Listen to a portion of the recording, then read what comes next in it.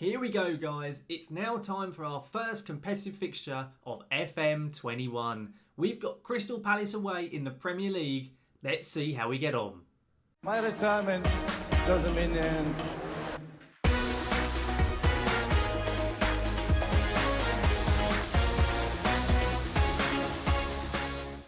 So, welcome back, guys, to now episode 2 of our Taming the Devils series here with Manchester United. Hopefully, you've already caught up on episode 1, which came out earlier today at 2 o'clock. And if you haven't seen it, there will be a link to it right above me for you to click on so you can go back and give it a watch and kind of see our introductory video and how I ended up getting given the job and that type of stuff. Of course, today though, we, as I've already said, are going to be taking on Crystal Palace away in what is our very first competitive fixture here with Manchester United, with FM21 as a whole. I've played through the friendly, so I've seen kind of how the match engine and things like that work a little bit, but this is going to be a real test. A complete shot in the dark. I've got no real idea how my tactics are going to go. Of course though, guys, if you do enjoy this video here today, please do drop a like on it. It massively does help the channel out. And also, guys, if you're looking forward to seeing any more of my content, such as the Taming the Devils series here with Man Utd, or my how-to videos, which I've got a couple planned. It's a new series where I'm going to kind of give you some help and hints and tips with FM21 and so on over the next kind of few weeks. And also my FM21 experiments. Then do make sure to hit that subscribe button and ring that notification bell so you get notified whenever I have any new content go live here on YouTube. Now, I know with Man Utd, of course, I've gone through the pre-season. It's now the 12th of September in game, which is the beginning of the Premier League season, because obviously the season started late and so on due to real life events. And I have had a lot of changes that gone on within the squad, if I'm totally honest with you guys. Basically, we have shipped quite a few players out. We've got some new players in. There's been a lot of transfers. Of course, the transfer window is still open, so we may still have some more over the coming episodes.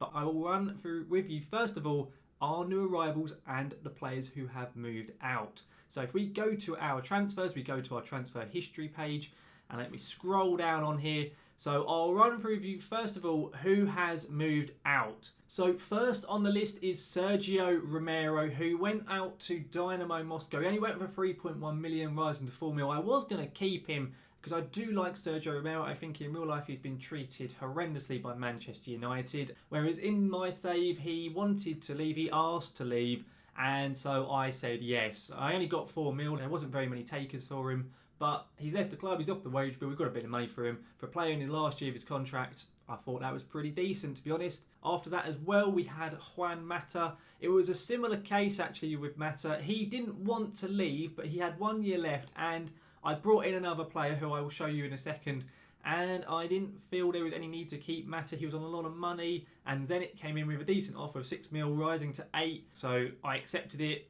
A bit sad really, because Mata's been a very good player for Manchester United in real life, and so I do very much like him, but I decided it was probably the best decision to do. After that though, we had Marcus Rojo, who I have never been a fan of since he joined Manchester United, and I thought it was a very good decision to let him go. Well, we got a bit of 13 mil from AC Milan. I accepted that just as quickly as I could do to get him out. So he's now gone to AC Milan only a couple of days ago in game, and I was very pleased with that decision. And then the final transfer, which is one that I was really hopeful to do, because personally I have never been a fan of Jesse Lingard, especially the last few years. He's been very, very poor. And Ajax came in with a bid of £12.5 million, so he has gone. He's now gone away to Holland, and I can just forget that Lingard ever played for Manchester United. So I've got him out of the club, and I'm very pleased with that. So you can see we've made a lot of moves, a lot of players have left and so on, so I was pretty pleased with that business. In terms of who's come in, I've signed 3 players. There may still be a 4th. I'm still looking at the possibility of signing a right back as a backup to Wan-Bissaka. I'm not entirely sure on that, but I will keep you updated if I do get another player in. In terms of who I've bought, the first player I bought in is very much a risk, but if he stays fit and doesn't get injured, he could be a really, really good signing and very, very cheap, and that is Samuel Umtiti from Barcelona. A player who, when he joined Barca a few years back, was very much a hot prospect, looked fantastic, but he's been plagued with injuries since he joined in 2016, and I thought I'd take a risk on him. He's a very, very good defender. He plays the ball playing cover role, which I want. He's a left-footed centre-back as well, which for me is perfect. He basically fits and ticks all the boxes for me, and for £21.5 million I thought was a perfect signing. The issue is his injury history. He has joined injured, he has torn knee ligaments from the beginning of the game, but I'm hoping if he can get fit from that and stay fit, he could be amazing. He really could be, but as I say, it just depends entirely on how he does injury-wise. I mean, if you look at his injury history here, you can see he's had some bad injuries. He's only had the two, a damaged knee cartilage and torn knee ligament. So he's got a knee problem, very obviously. So as long as he can keep that knee fit, we will be in a good position with Umtiti. Next on the list is one I wasn't that sure if I was going to make in regards to a right winger. I had looked at Jadon Sancho, of course I had, because obviously what happened in real life, but I decided it wasn't really that necessary in terms of the price that Dortmund wanted and who else was on the market. And in the end, I went for Angel Correa from Atletico Madrid. And I think for 35 mil, he's a very good signing. He plays all the way across the front three and up front as well. Can also play a little bit deeper if we need him to. He is perfect really as a right-sided inverted winger, inside forward, or the same on the left, and even through the middle if we need a bit of backup. So I thought he was a perfect signing. He's not on a huge amount of money. He's only on 80 grand a week. And for 30 to 35 mil, I thought it was a very good signing for a 25-year-old who can still improve, it's worth noting. He still has that extra half-star potential. I thought I couldn't really turn this option down. So it does mean that Angel Correa will most likely be starting as our right winger. So that's Angel Correa there.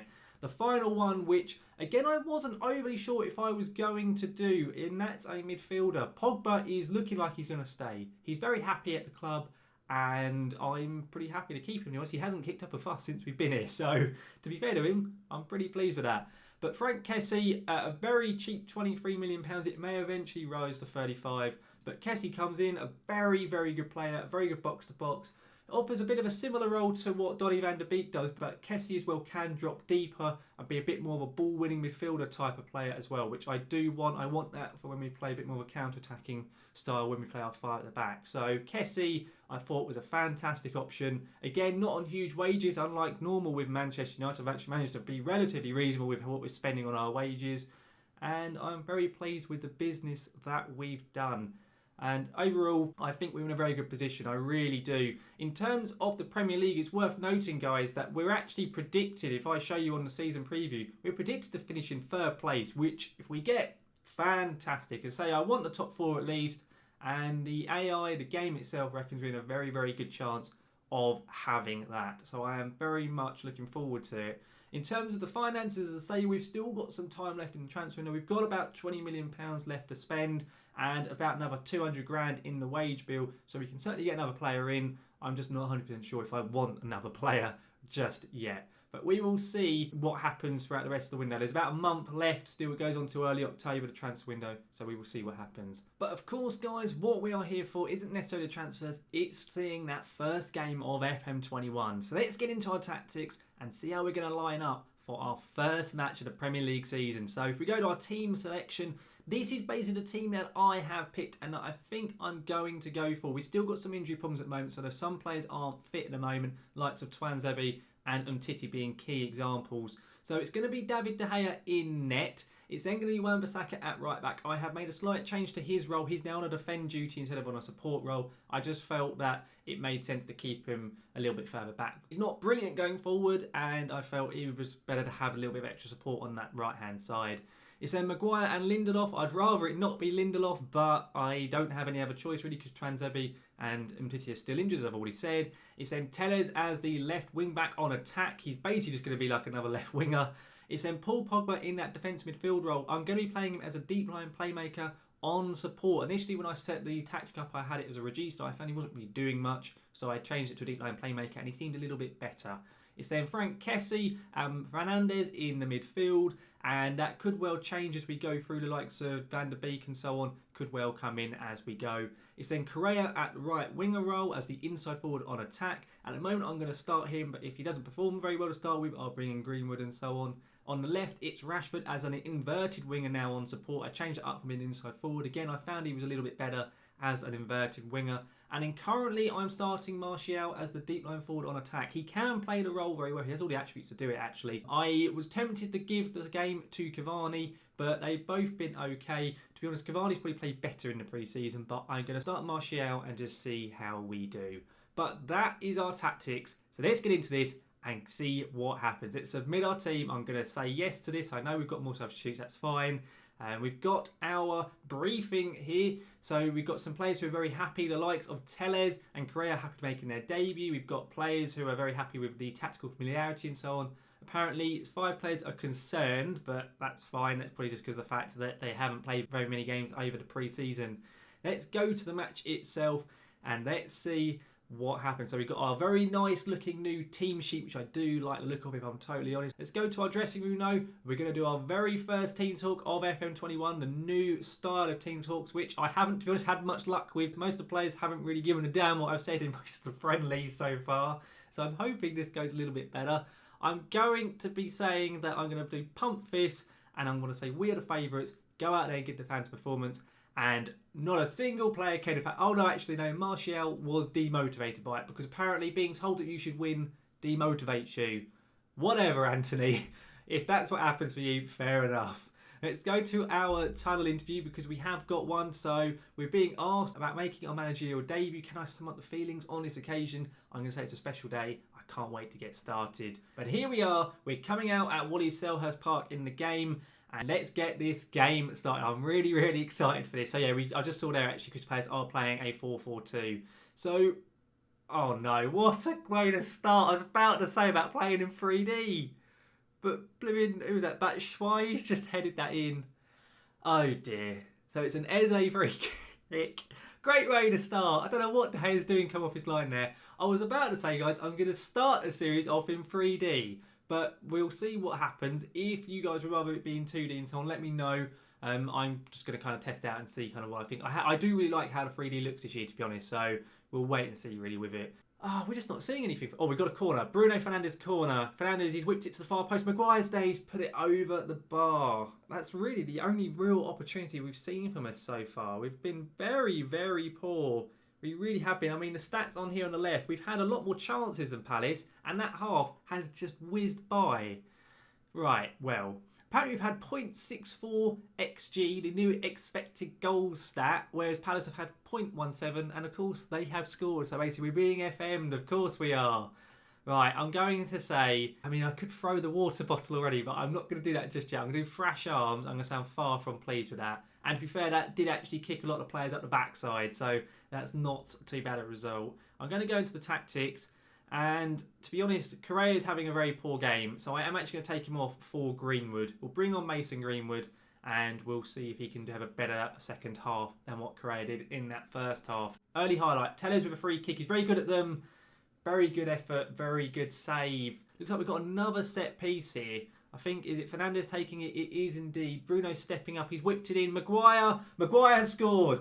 The first goal of our managerial campaign at Man U has been scored by Harry Maguire, who is no longer Manchester United captain. It's worth noting Bruno Fernandes is now captain. I did indeed strip Harry of the captaincy.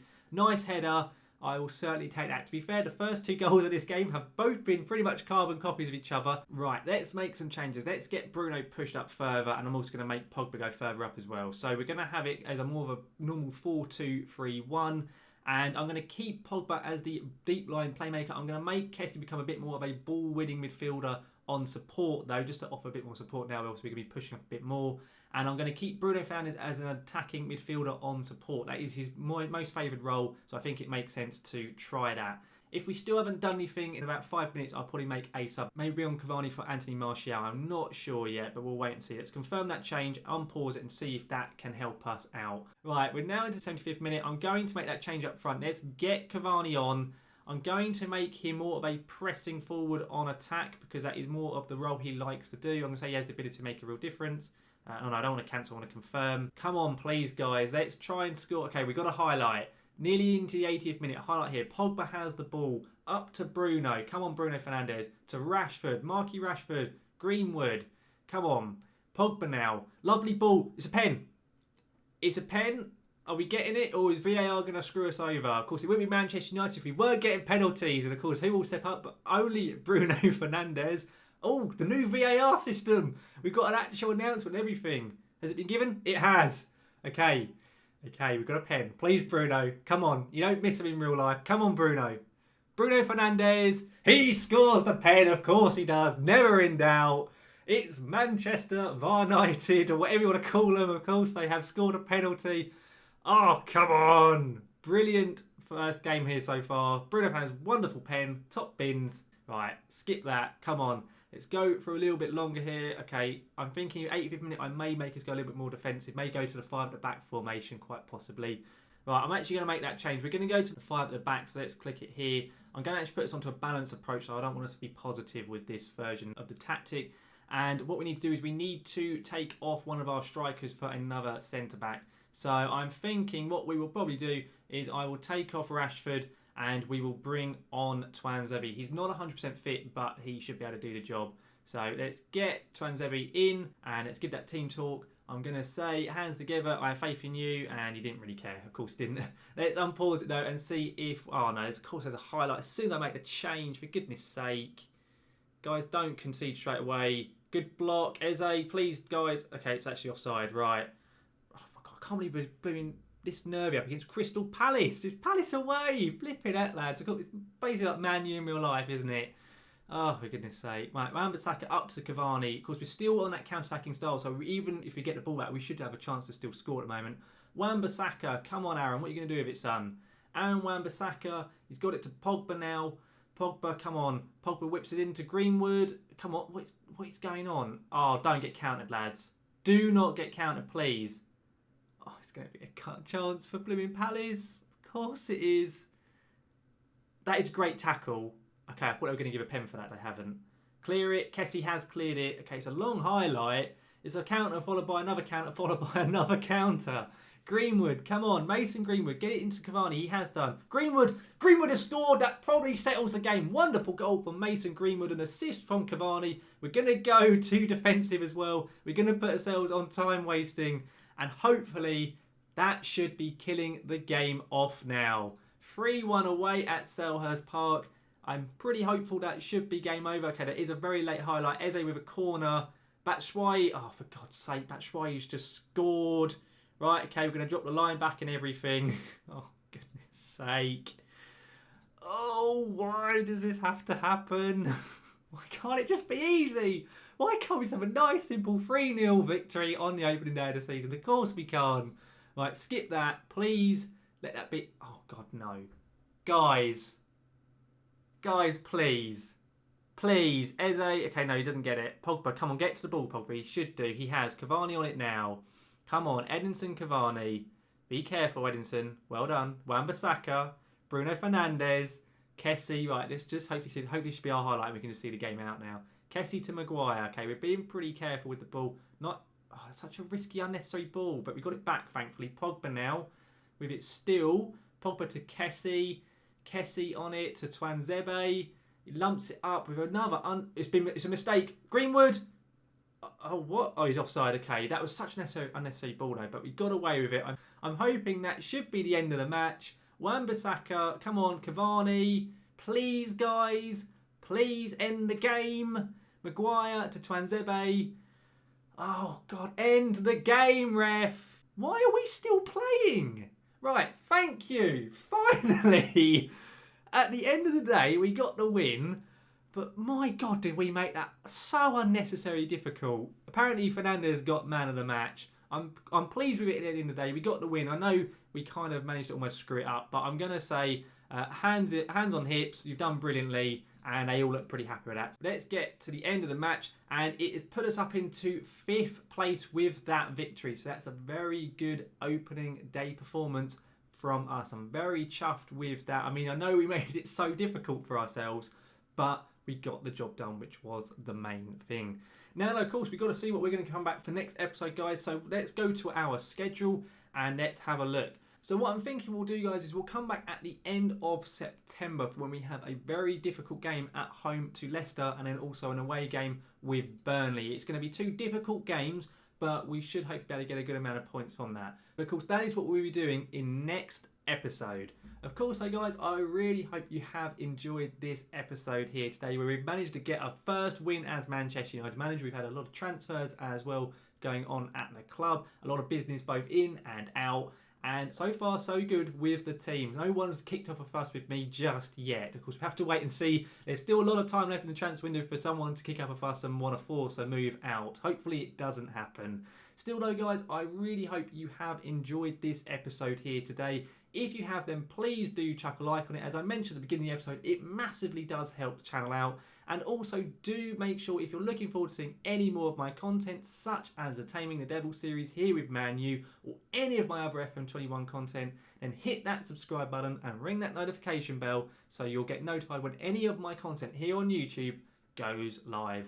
As well, guys, if you like to see live streaming of things such as Football Manager and other game content, now I do also have a Twitch, which there will be a link to in the description of the video and the pinned comment, and I should be streaming tonight at around about 7:30 at 8 o'clock. So if you want to come over and take a look at the stream and give me a follow and so on, then just use the link below and you can do that. But guys, thank you very much for watching. I will see you again next time.